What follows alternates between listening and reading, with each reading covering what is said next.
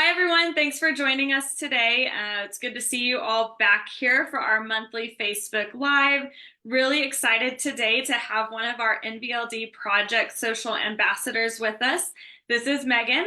She's going to talk a little bit about her journey with NVLD today, but she also founded a organization company called Beautiful Minds. So she's going to talk a little bit about her inspiration behind that, as well as kind of what she does at her company. So welcome, Megan. Thank you for joining us today. Yeah, thank you for joining us. Yeah. You've been an ambassador for the project for, I think we were saying almost 5 years at this Which point. So is you've been with us for crazy. quite a while. Time flies, It really definitely. does. Yeah. Yeah. She's been blogging for us. I think you've been on maybe two Facebook Lives before with I more think so. ambassadors. Yeah. Yeah, so very involved, great advocate for our community and for our organization. So really excited to talk to you today. I'm going to let you introduce yourself. Tell us a little bit Yeah, sure. Are you about, hang frozen? on. Oh, I thought you were frozen. Nope, but I think we just lost. Oh,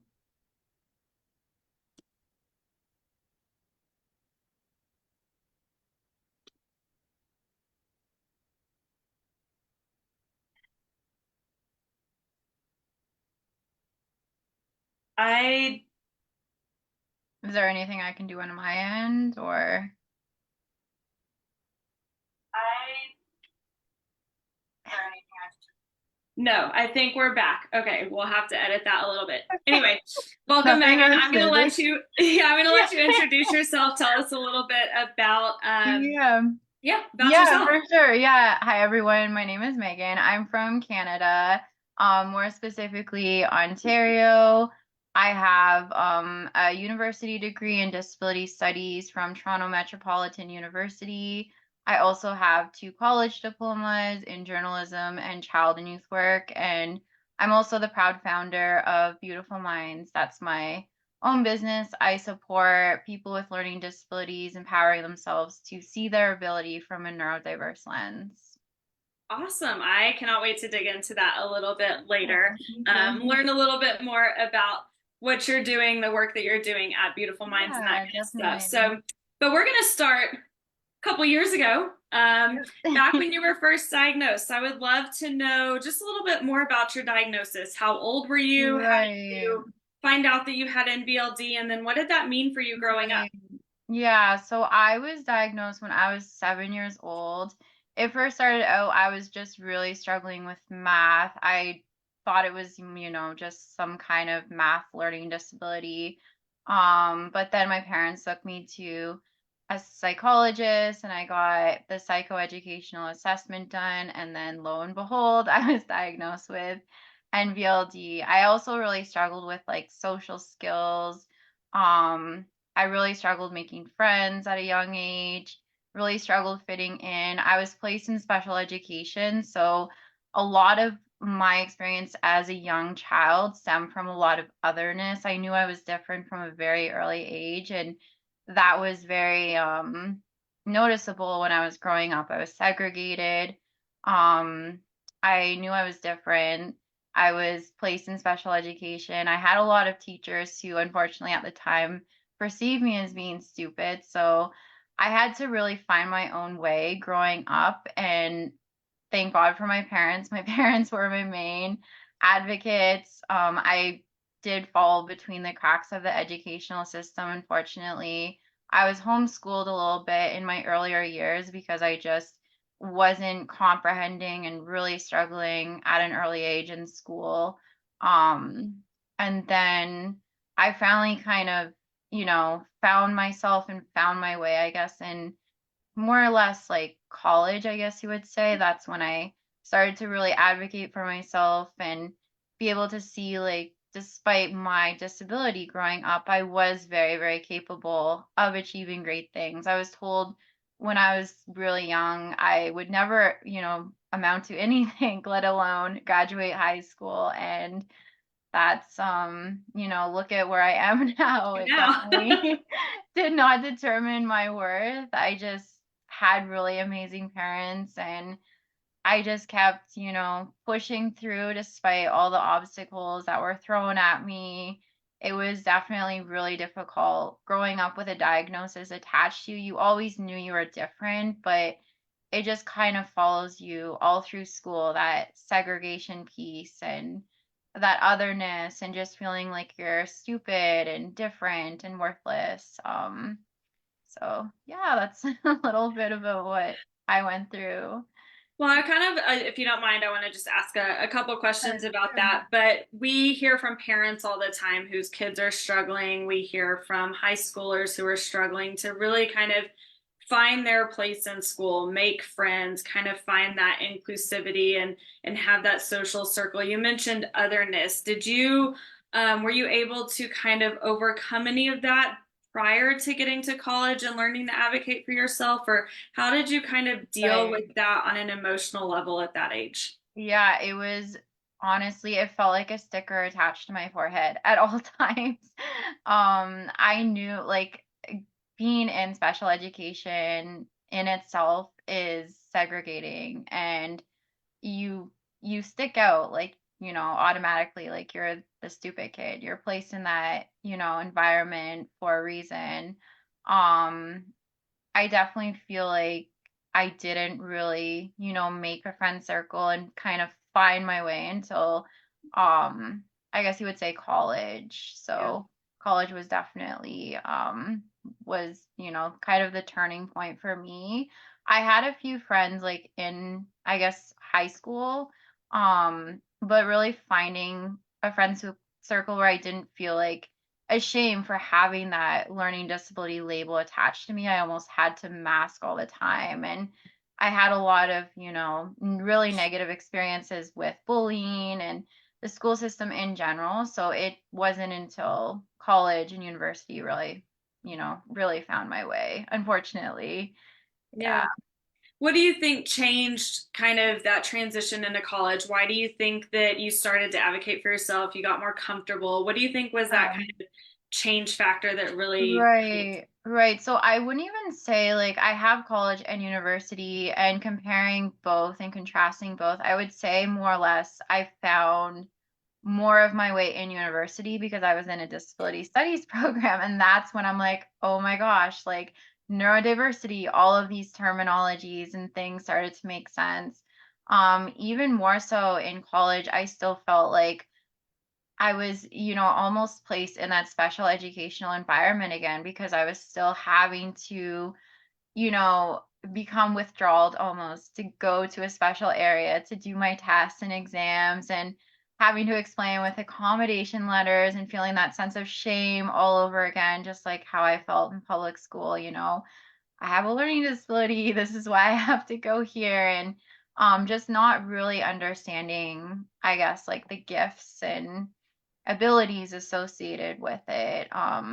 So I think like just being in, a disability studies type program really turned that around for me. Because I didn't even know what neurodiversity was in college. None of those, terms really came to fruition. But I did start to slowly advocate for myself in college because I started to recognize, this is an accommodations letter, and, just because I learned differently, just means I need a little bit of extra help. So I think having those plans in place really supported me in my journey to make me successful. And really quick, so I just realized when you said college, you're talking Yeah. about what Americans call high school. So if you're an American watching Oh, this, high okay. school is what she's talking about when she says college, and then university Yeah. is what we call Yeah. college. Oh my So gosh. just to help. Okay. So like that high Yeah. school age, like 15, 16 is kind of what you're talking about then. Is that right? Mhm. So I meant like college as in like, the academic, post-secondary. But Okay. I can go back to high school, like if you want me to relate it back to high school. Well then, okay, so wait, what is Um, university then? so university is like after college. Yeah. Gotcha. Good to Yeah. know. No worries. That's good I to was know like, for wait, I me think we're talking too. about two different time frames here. Okay, no, Yeah, we no, don't have to no. go back to high school Definitely. though, because it No, sounds like no. college and university were really those that The turning turning point. points for me, I Yeah, think like I carried that, sense of I carried that sense of otherness and aspects around, feeling different and knowing I was different all through public school, high school. Um you're very much placed and segregated within those environments, and you don't really find yourself, right? Like yeah, you're contained, and it's really demoralizing. You don't really find a sense of who you are outside of special education. yeah, It's very much like that label is attached to you, and it travels all through public school and high school, unfortunately. yeah. So kind of post, I know that you've got Beautiful Minds that you started your Yeah. business, but post college and university, but like outside of your business itself, Mhm. being an adult within BLD, have you kind of do you feel like you've found your place? I know you probably feel like you found your calling, and we'll talk about that here in just a little bit, but what's it Yeah, like for to be an sure. adult within BLD? Do you know other adults within BLD up in Canada? Is Right. there a big community, or what is it like there? Yeah, so NVLD is still very much unknown to a lot of people, not just within Canada, but just in general. It's still a very unknown, misunderstood, misdiagnosed, disorder, right? There's not a lot of awareness around what is NVLD. So I can't say I've found like my people. I think I'm still, very heavily advocating in the NVLD community through the blogs I write and the work I do with Beautiful Minds. And I think as an adult with NVLD, I think something that parents and educators most commonly associate learning disabilities and adulthood with is like as soon as you start progressing and doing well and getting amazing grades and getting on honor roll and graduating, meeting all of these critical life milestones, it's almost like um this magical belief that you outgrew your learning disability, but it's still very much there. I still struggle. I have invisible struggles. I still carry, all of these different struggles with me, although they're invisible. I still to this day can't drive. My spatial awareness will never allow me to drive, unfortunately, but I've learned, coping skills and ways around that. And it's okay. There's, some things that you're not capable of doing and capable of achieving. Um, so I think like just recognizing and knowing, being self-aware, I guess you would say that there are things you can do, there are things you can't do, and that's okay. Just recognizing your strengths, recognizing your gifts, I guess you would say. Yeah. I feel like you wrote a blog post about driving, correct? I did, yeah. It was one of my Okay. earlier blog posts, yeah. Did you also write one about coping techniques? Um, I was just looking it I up. feel like I feel like a lot of my blog posts have incorporated like a sense. I do like to incorporate like coping skills and strategies into a lot of my blog posts and the social media posts that I share for my Okay. Beautiful Minds posts. Yeah. There, and you did write one that I didn't outgrow in BLD. I grew into it. I do remember Yeah. that one too. I was like, Yeah. some of these Definitely. sound familiar with like blogs we've talked Yeah. about. So Yeah, yeah. I think that's, going back to the whole like magical belief from educators and my parents, just because you're succeeding and flourishing and doing well, it doesn't mean that you magically outgrew your disability. It's still very much there. You're very more self-aware as an adult. But I think you just learn to recognize with resiliency what your strengths, abilities, and gifts are. And it's okay to say no to some things. It's okay that you can't do, all your multiplication. It's okay you don't know all your math, it's okay. So I think it's just all part of it's very much still a journey. I think it's just all, a learning journey as an adult too. Yeah. Yeah, I think most people would definitely agree with that. I think most of the Yeah, ambassadors probably feel that same way. The conversations we have where we've talked about being an adult with NVLD in the past on those chats and stuff, everyone kind of yeah, feels like it's definitely. still a learning journey, but you've definitely Absolutely. learned to advocate for yourself and Yeah, your boundaries definitely. and your strengths and Yeah, that kind of stuff. absolutely. So, well, Absolutely. Yeah. well, let's talk about Beautiful Minds because I'm Yeah, very sure. excited. Um, Yeah. when did you start Beautiful Minds and why? Yeah, definitely. So I founded Beautiful Minds in 2016.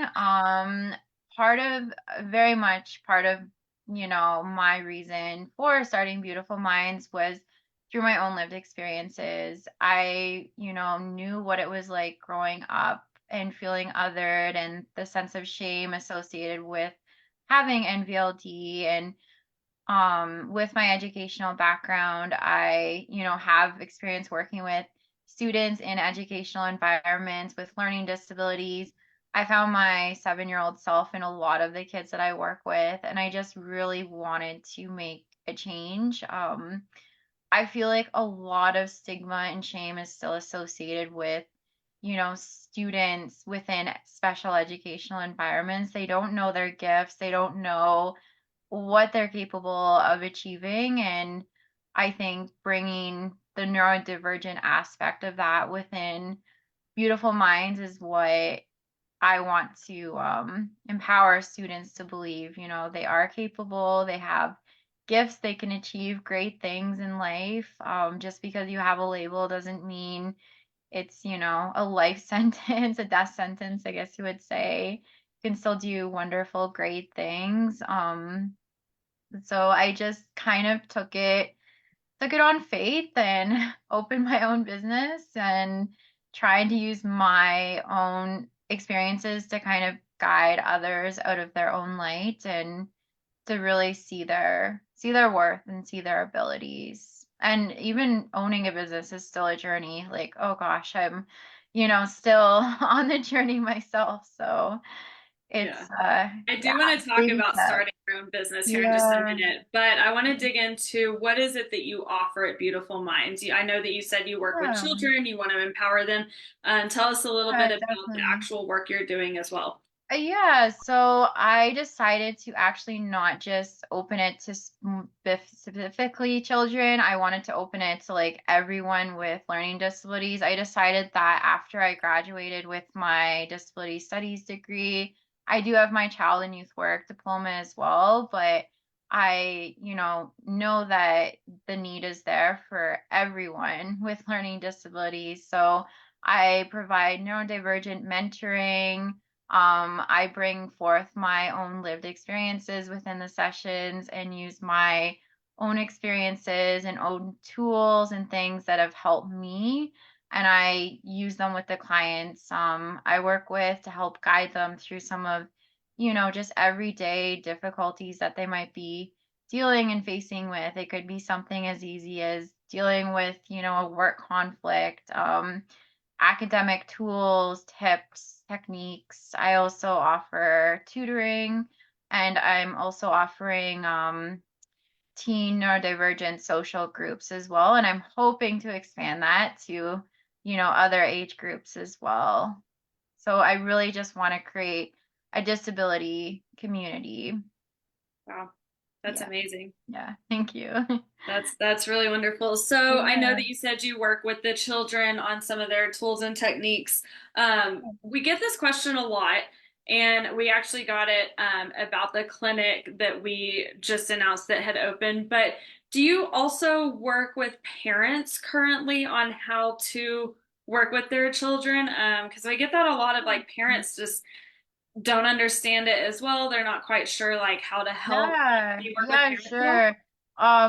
I do, I can. I just, most of the work I do get for my clients is just more specifically for young adults or teenagers, children. But yeah, that is definitely something that I'm willing to offer as well.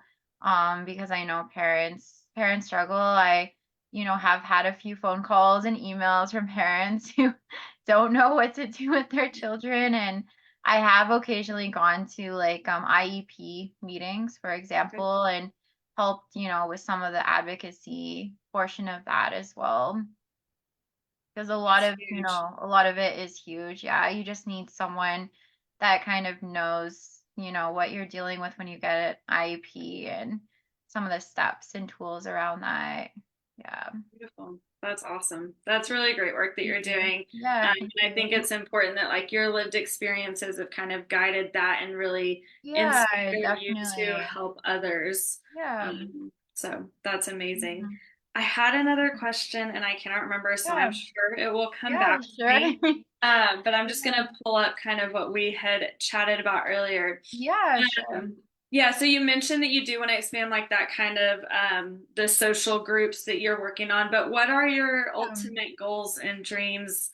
Do you want to continue the work you're doing with Beautiful Minds? Is there something else that you're hoping to achieve? What's the Yeah. future look like? Yeah, yeah, definitely. Well, Beautiful Minds is my ultimate dream. I want to make it my full time. It's my baby, right? So I just want to keep nourishing it, keep growing it, keep expanding. I do have goals in the future to open up like membership programs where people can drop in if they want, do courses. I want to maybe offer some like NVLD type courses or some advocacy around that through my education. I also want to write a book as well. That's always been one of my goals. So I hope to achieve that. I know I will. So if I can Yes, write a 90-page thesis, I know I can write a book. it is And a book. yeah, exactly. And yeah, I also I forgot to mention I have a minor in Indigenous knowledges and experiences, and I really have this dream of one day flying into like a remote indigenous community and helping indigenous people that are disabled, because the indigenous perspective of disability is very much aligned with neurodiversity, and the social model of disability, the way they perceive disability is just really beautiful. They don't see it as a label, they see it as a gift within um, their community. So that's something I want to also do one day. That's amazing. I love to hear that. I Yeah. cannot wait to read your Yeah. book. Let Yeah, me know thank as soon as you. it's Work out. in progress. I I have won't read your started it. thesis though. Yeah, thank you. Oh goodness. Yeah, that's really cool. Yeah. That is truly amazing. So before we get to my last point that I sent you in the Yeah, email, because sure. I think I want to end with that last one. We actually have some stuff in the comments, so I'm just gonna Yeah, sure. kind of read through some of what's in Yeah, there. definitely. It's not always questions, but we have it looks special education. Oh no, sorry. A woman whose daughter's story sounds very similar to yours. Mhm. And every special education teacher that she's spoken with, she works in the school system, has never heard of NVLD. So, Barbara, I'm going to drop a link that can maybe help you if your daughter is still in school, of a project we put together to help teachers and educators in that situation. Um, Her daughter also struggled to learn to drive. So, son just turned 18 and was diagnosed. So another kind of that high school age diagnosis, kind of understanding what Right. NVLD is. Right. Daughter just got diagnosed at 16. And then, oh, the daughter who was struggling to drive is a teacher's aide at a school for students with learning Oh, disabilities. that's So awesome. that's really amazing. Congratulations. That's Yeah, yeah. So awesome. lots of Okay. parents on here Yeah, listening to that is you talk about your awesome. Hello. successes. That's awesome. I love hearing success stories, and it's always hard getting later diagnosed with NVLD. I feel it's almost that light bulb moment that goes off like, "Oh, that's what it was." That But it's explains, a yeah. lot to kind of take in, and unpack, I guess you would say. Yeah, Yeah. very cool. Okay, so we will now end with our last question Oh, of the sure. night from myself. If you do have questions or comments, please throw them in the chat. We love Yeah. to read through them. Yeah, Megan I'll wants to comment hear your back as success well. Yeah. stories. She's all about that. Yeah. So definitely leave those in. This will be available later as well. So this video will be online, YouTube and Facebook, so that everyone can watch it. You can comment after with words if you want as well. But we're going to end with, what advice do you have for other adults within BLD? Yeah, that's a good question. It's a loaded one. That's a very big loaded question. Absolutely. Yeah, I think when it comes to adults with NVLD and just learning disabilities in general, um, it goes back to the whole neurodivergent, movement and just really recognizing your gifts, your strengths, and really focusing on your gifts and strengths versus your weaknesses. So, if you're really amazing at writing, but you're terrible at math, like I am, then just, nourish those gifts, nourish those strengths and focus on those gifts and those strengths versus all of, the negativity that's most often associated with learning disability. Everyone's on their own, separate journey in life. When it comes to NVLD, you meet one person with NVLD, you've met one person with NVLD. We're all so uniquely different. So just because, your friend can drive a car and, you're still taking public transit doesn't mean you're worthless. And it just means we're all, beautifully equipped in our own way, right? We all have beautiful brains. I So I love think that. it's really important to recognize those gifts and those strengths and focus on that. Yeah. Yeah.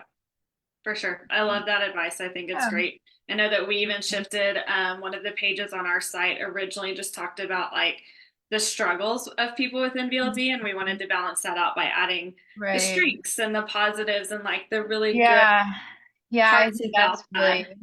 and it's so like it's so important to focus on the strengths and the gifts Mhm. versus, all the negativity and all the baggage that does come with having NVLD. And I know it's a lot of baggage to carry, a lot of invisible baggage, which I think I've had this conversation with a lot of my neurodivergent friends where, we have these invisible learning disabilities and even though we're adults now, we still very much struggle, we carry these invisible, bags with us everywhere we go, but we also have a lot of strengths too. So just important to Absolutely. recognize that. Yeah. Can I throw you a curveball? Yeah, sure. I'm like, Go that's for not it. my last question. Yeah. Okay. If you could give one piece of advice to parents of children with NBLD, because again, I know that's like one question we get a lot, Right. and you've gotten it from your Yeah, parents for at sure. Beautiful Minds. What advice would you give to parents? Let's say of like school age children. Let's stick with that. School age children. Yeah. Um, Again, it goes back to all of the strengths Okay. and all of the gifts. I think, if your child is really, really struggling with just even the basic things such as like I always struggled with like basic things like riding a bike, learning how to ride a bike, have my own shoes. I think like, just recognizing that like even though your child struggles with certain aspects in certain areas in their life, find ways to focus still on their strengths. Don't make that the main focus. If, they're just not having it, if they're just not able to, tie their own shoes, it's okay, just take baby steps. I think with NVLD, it's all about recognizing baby steps. Baby steps are still steps. They, will lead us there eventually, but their path just might look different. And if they're really struggling in school, I know, earlier in my years, I really, really struggled in academics and my parents homeschooled me for a little bit. That's okay too.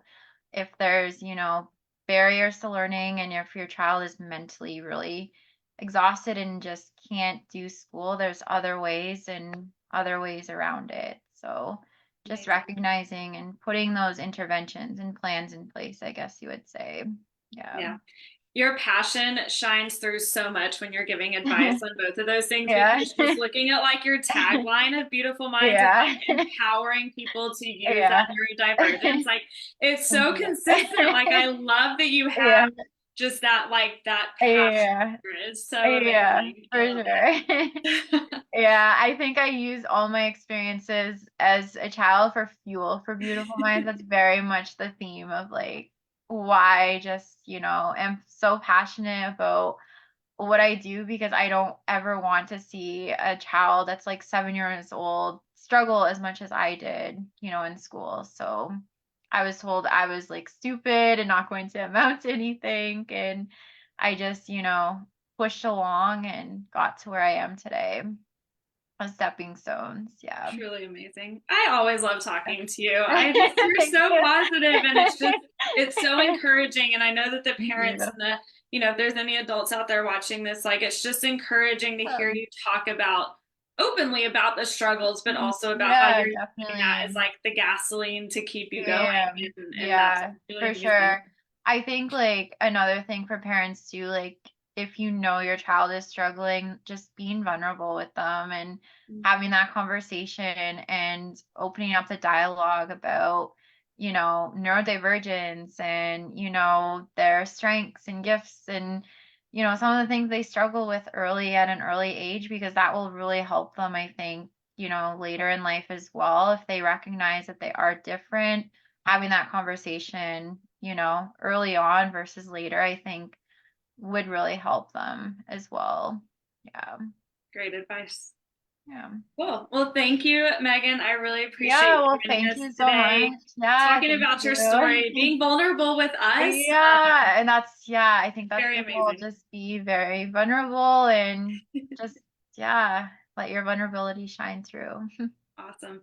Well, thank Yeah. you all for joining us today. Like I Yeah, thank mentioned earlier, you. the chat will be available, so feel free to leave comments, questions in there. Both us at the NVLD Project and Megan will check those to see if there's anything we can answer or respond to.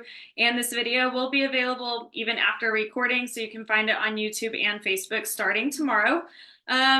We look forward to seeing you guys again in March. We've got 2 Facebook Lives in March, a special one about the clinic for Q&As, and then another one at the end of the month for our typical monthly Facebook Live. So we will see you then. Thanks for joining us. Thanks, guys. Bye.